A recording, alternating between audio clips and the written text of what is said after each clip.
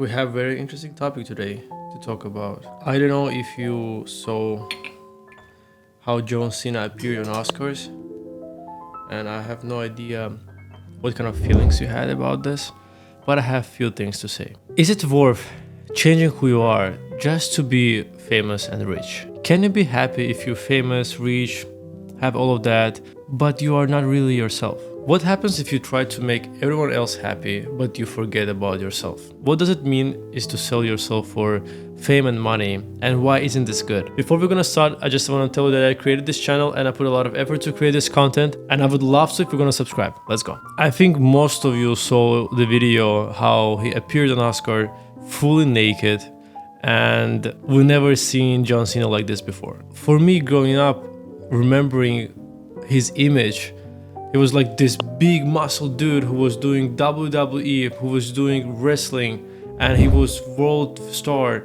and he was showing how to be a man, how to be strong, how to be independent, how to have your own opinion about something and defending that opinion. In most of his movies, he was portraying as a strong man, playing soldiers, warriors, athletes. And this dude just associated with me with some strong man individual who know what he wants, who would never sell himself for money or fame, and because he is who he is, he actually have money and fame. But seeing his appearance in the Oscar, seeing his new movies that he is shooting right now, I think if I'm not mistaken, his next movie is about the guy who makes OnlyFans. Just looking at all of this and the way he changed over time, the way he gained popularity in Hollywood, the way he gained popularity over the world, man, what does money, fame, do to you so you could exchange your true identity for that? I honestly don't know. I have no idea. I honestly know. I have no idea what forced him to do this. A lot of people say that this is humiliation ritual in Hollywood and people have to do it for pass certain exam. I don't know. I'm not really conspiracy theory guy. I mostly think about everything practical, and I'm trying to use logic in every thought that I have. I'm not really buying the story that this is like humiliation ritual by elites who are trying to push him to be who he's not. I think it's just the society and the narrative. When trends are changing, and trend right now in Hollywood to be this kind of man, and trend right now in Hollywood is OnlyFans, portraying the man as some vulnerable creature, demasculating the man, showing the man in a feminine way. And I think because it's so appealing to so many people, because a lot of men right now are feminine, a lot of men right now are masculine, and we want to see our stars, we want to see movies where those movies are portraying the same exact lifestyle of a man. Because of that, we want to see similarity in this, and having like justification. Oh, not only I am just like this, everybody else are like this, so it's fine to be this masculine, it's fine to be this feminine, it's fine to be this weak. And I think that's really bad example for young generation, because we're growing up on the movies, we're growing up on the shows, we're growing up on the internet. So they growing up and seeing all of this, what we would become. And if America, if our country will not have strong men in the future, it's really bad. It's really bad for the country itself. It's really bad for a nation to not have a strong man. Because, hear me out, the whole idea of our America being great, it became great because America had great men. America had strong men before to build this country. And I'm not saying that only men build this country. No, hear me out. The women have a really big part of it. What I'm trying to say and what I'm talking right now, the topic with John Cena is specifically focused for the men. So I'm talking about man's perspective from this point, and just seeing him changed over time. Just looking at his movies, his characters, and him itself appearing public in different situations makes me sad. Makes me sad because if our heroes, if people who we was looking for, if every little boy's hero, if every little boy's role model gonna change from who we used to be, from their role, from their appearance, we're gonna change themselves. What's gonna happen to these boys? What's gonna happen to these people who was looking up to them? We're gonna change with them too. And maybe somebody will say, oh, this is only for a show. Or somebody will say, oh, it's just a movie, don't take it seriously. Or somebody will say, listen, it doesn't matter. He's just an actor. He can do whatever. I'm not talking about his acting. I'm talking about mostly about the way he promotes certain things. And by promoting certain things, you would think that people would not gonna take it seriously.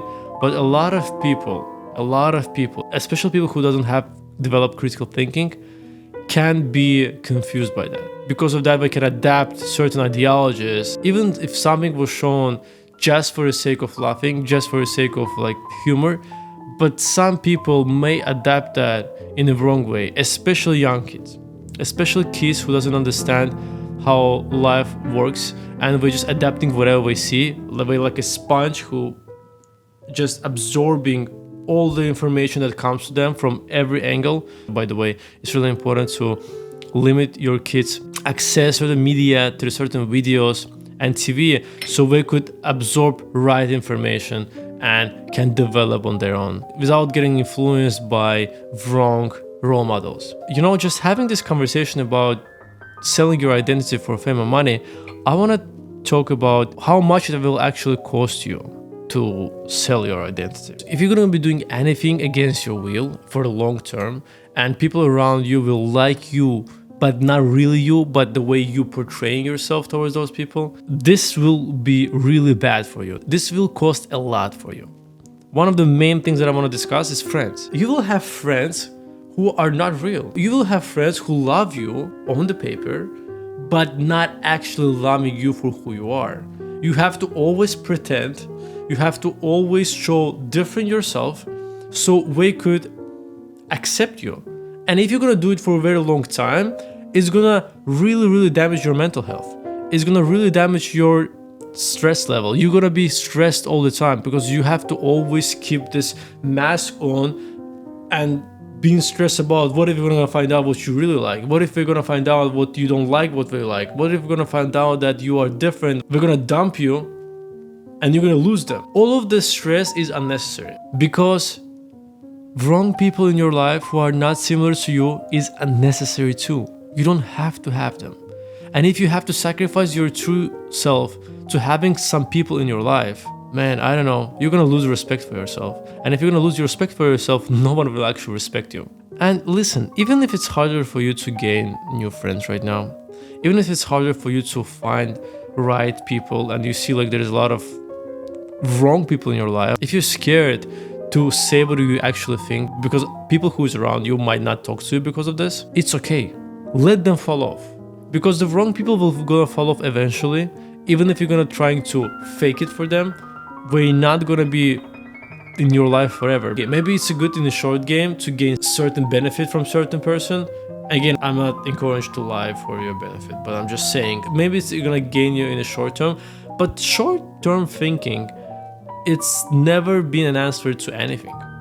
You have to always think about long term. You're spending so much time for these people. Are you building a relationship with these people to last? Because when I build my relationship and I have friends, I want to live with my friends for like till I'm gonna die. I'm gonna be with my friends and I'm gonna go with my friends as long as possible. And I don't look and I don't see my friends as some temporary state. Maybe I'm in New York right now and I have friends here, but when I'm gonna move to Florida or Texas, I'm gonna have new friends. No, if I have friends right now in New York, if I will move to Florida or Texas because they like what I like and they think the way I think, and if I have reasons to move to Florida or Texas, they're gonna move with me because that makes sense and we are similar and we value our relationship the same way I value ours. So yeah, in long term, not gonna work. So it's better for you to be true to yourself. So wrong people are gonna fall off and right people will stick to you. And you don't need a lot. You need 2-3 friends and you're golden. Trust me. More people, you can afford that. You don't have so much time in your day to spend for a lot of people and call them your friends. And I discussed it on my second episode of my podcast. You can check it out on my YouTube channel. And if you already watched that, comment below what you think about this. Self-respect is a very important thing. When you're trying to fake yourself, when you're trying to put so many different masks, you will start losing respect for yourself because you have to adjust every time for other people. Your subconscious will think about yourself as something, oh, this guy is not serious. You will not think about yourself in a respectful way because whoever comes to your life, whoever asks you for certain things, you will trying to adjust for them. You will try to put yourself in the position to serve other people instead of serving yourself first. Even those people who are gonna be enjoying your changing for themselves, even those people for who you try to change yourself, well, I'm gonna respect you because they will feel how you don't have your opinion, how you don't have your backbone. People eventually gonna use that because you are showing them that it's okay to use me. It's okay to push your narrative. It's okay to push your agenda. It's okay to push your idea on me and I will accept everything. Let's go to have a steak tonight. No, man, you know what? Let's go to Italian restaurant for a pasta. Man, but last time we went to the place that you wanted, I think it's my time.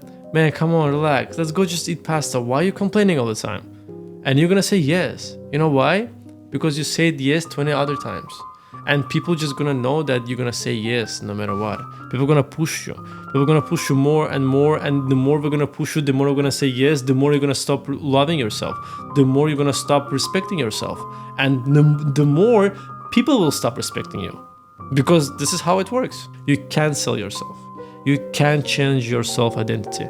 You just can't. You have to have a backbone about what you want. You have to be strict about rules that you want to have in your relationship, friendship, or a love relationship, doesn't matter. You have to be who you are.